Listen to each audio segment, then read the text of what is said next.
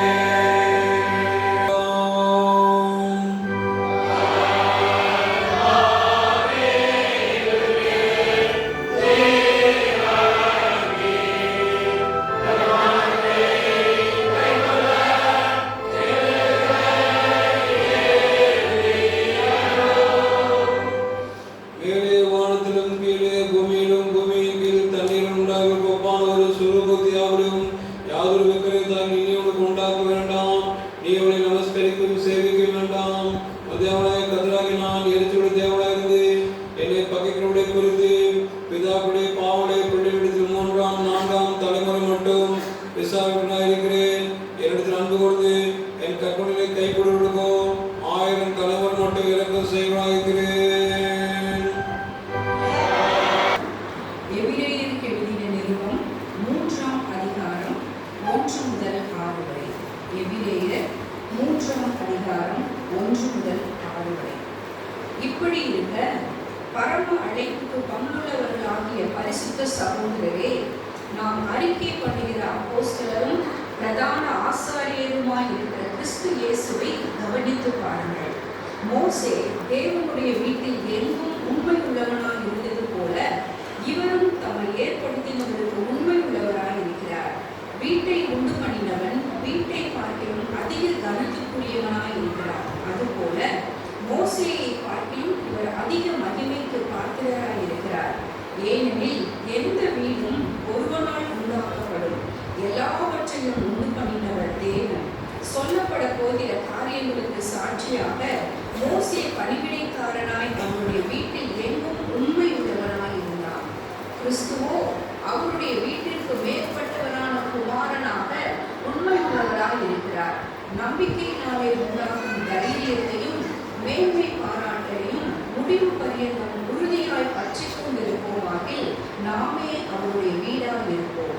வாசிக்கும் முறையாய் தெரிந்து கொள்ளப்பட்ட வேத பாடம் வாசித்தாயிற்று. கிறிஸ்துவை உமக்கே மகிமைக்காக.